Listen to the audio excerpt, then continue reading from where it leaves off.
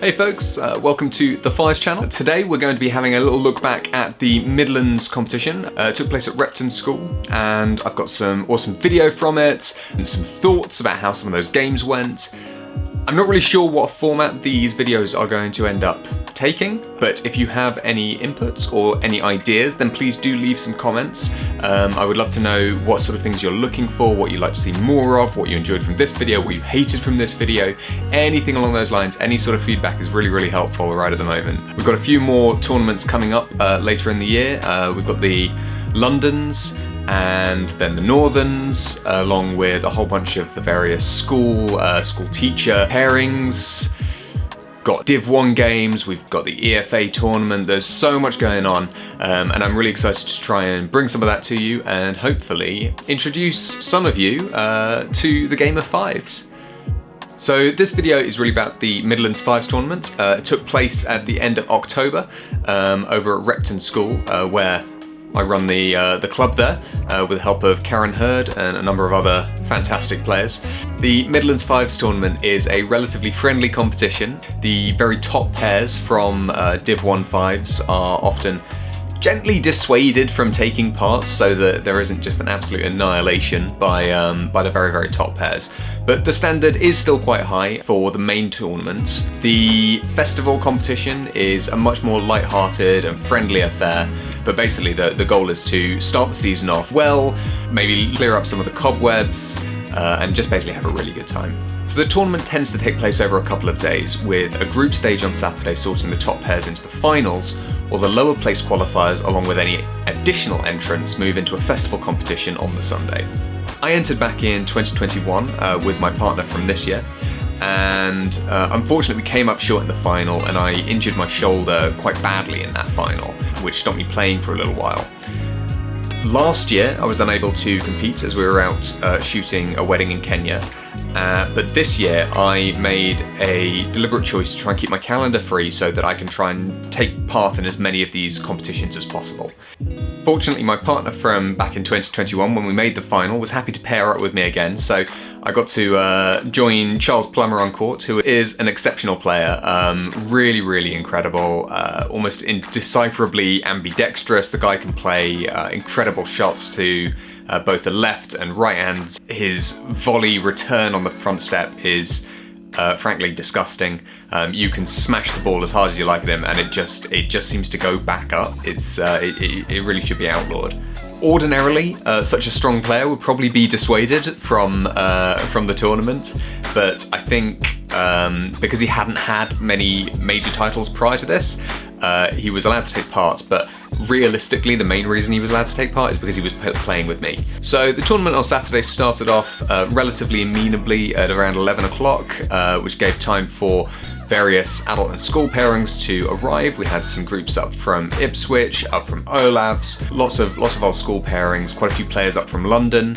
We were seeded first in the competition, which allowed us to start quite strongly. It was an opportunity for me and Charles to join up on court again and just get a little bit of understanding going on the court. As I mentioned at the top of this video, the Midlands is a relatively friendly tournament, so Saturday evening is often used as a great opportunity to head out with some friends from across the country and enjoy a night in nearby Barbados. So it was that on Sunday we started out with a couple of slightly heavy headaches across the qualifiers, and some fresh blood for the festival may have taken advantage of those aching heads and muscles from the day before. Rather than the straight knockout format from previous years, the main tournament schedule involved a second round of group qualification with the top two pairs from either side moving straight into the semis and finals. We started strongly by winning all of our games against our unseeded competition and came up against the fast-paced and technical pairing of Alex Abrahams and Ben Merritt in our final game. Unfortunately, we failed to really get going with any rhythm and eventually yielded to a well-fought 13-15 loss. Huge credit to Alex and Ben. They definitely managed to target me in the backcourt. I wasn't playing my best, but they managed to isolate Charles out of the game, which he's such a strong player that it's very hard to do. In the other group, the top qualified pair of Howard Wiseman and Andrew Rennie came up against Gwydion Wiseman and Joey Pryor, with the junior pipping the senior to the post and recording a 15-11 victory.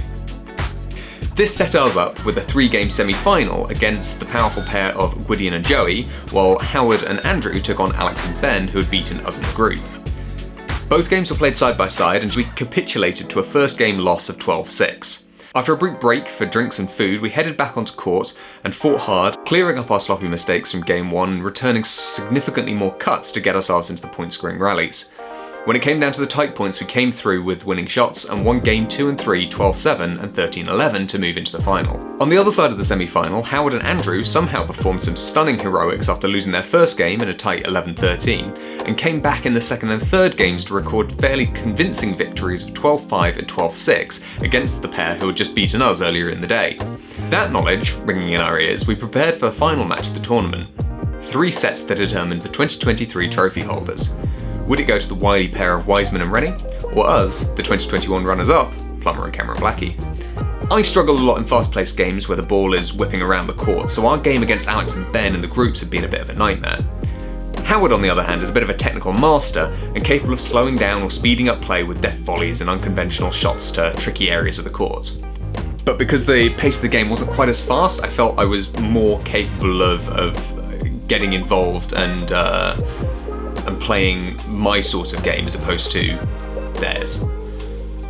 There's too many highlights for this video, so if you'd like to watch the full match, then I've placed a couple of the links in the description for the 2 games below. I've included a couple of the best points here for your enjoyment.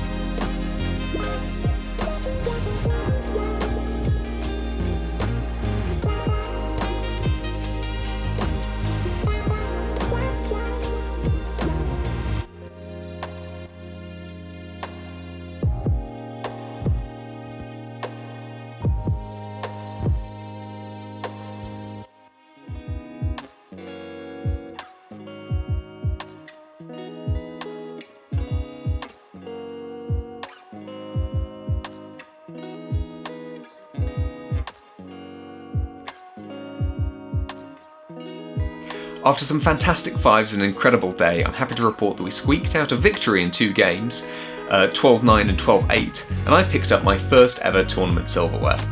Huge thanks, of course, have to go to Charles, who kindly rejoined me on court after the disappointment of 2021. He very much dragged me through some of those games. There were definitely some big points that without him, absolutely we wouldn't have been in the final.